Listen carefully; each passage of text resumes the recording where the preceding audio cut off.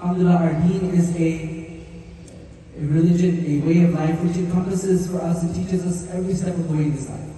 Whether it's your physical body, whether it's your spiritual body, or your psychological being.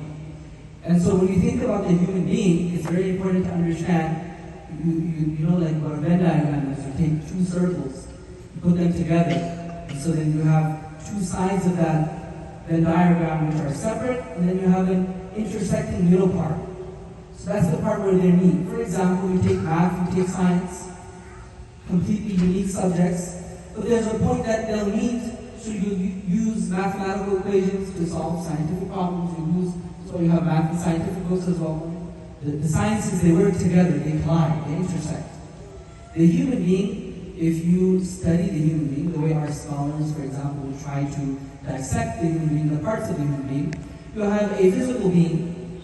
So that's, a Venn diagram is two circles. A human being is like three of those, a triple Venn diagram. You have the physical being, you have the spiritual being, because we believe that we are spiritual beings. We are spiritual creatures. And then we have a psychological part of us. And so a human being is not just mind and body, but mind, body, and spirit. Mind, body, and spirit. And they all work together. This is why there's that intersecting point, which is why it's very important to take care of your physical health, because that has an effect on your psychological health. How so?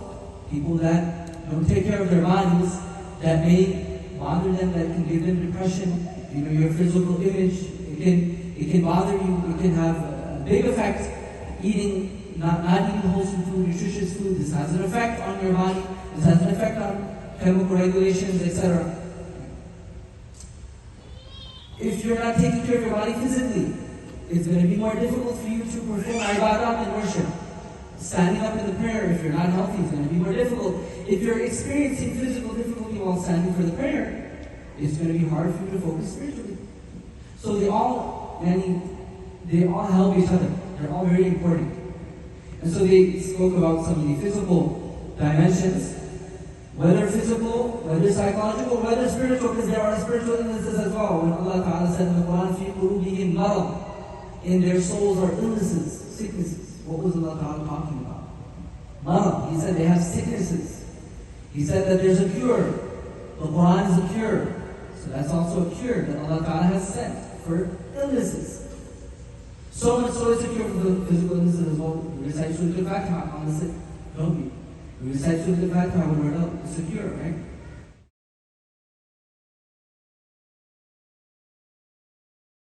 Your mental health issues or illnesses can be of degrees. This is why you have different degrees of psychopathologies.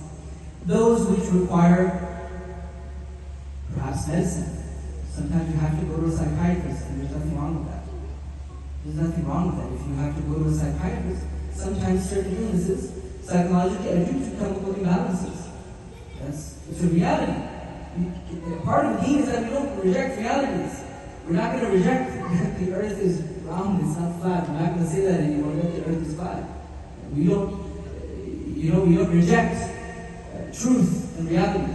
There are chemical imbalances that sometimes cause psychological illnesses. We need to see a psychiatrist for that.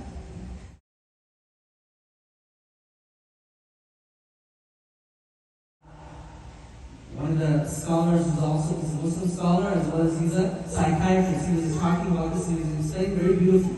He said that the baby comes into an environment which is now new, comfortable in the womb, food is coming, air, everything, whatever that it means, comfortable. That's its dunya. Now it's put in a new environment. How many times we come into a new environment and we feel stressful? We're not comfortable, we're uneasy, anxiety. That baby feels stress, which causes it to cry. This is how it expresses its stress. When it cries, it takes its first breath. You need stress to develop. So not all stress is bad. You grow from stress. This is why I'm trying to explain that as a normal human being, there are ups and downs that we all naturally feel, and it's important. Now, what our faith and being a holistic human being, what it guides us to be, is how do you regulate those ups and downs? How do you regulate them? How do you regulate those imbalances? on a normal, natural level. Remember, I'm talking about a normal level, as a normal person. If anything's exceeding, you go to a psychiatrist, you go to a psychologist.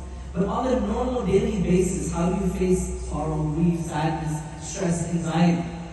Scholars of Islam have talked about this as well. For example, one of these psychologists of the past, SOFLO Muslims Imams, he was a doctor, he was a psychologist, and he talked about how every human being is a patient of mental health.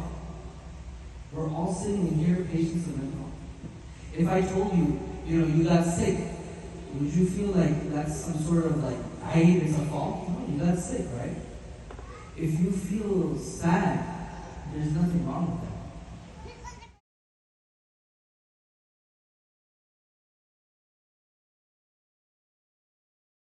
A part of sometimes when I think about when Allah Ta'ala wants to send tests upon mankind, where are they coming from?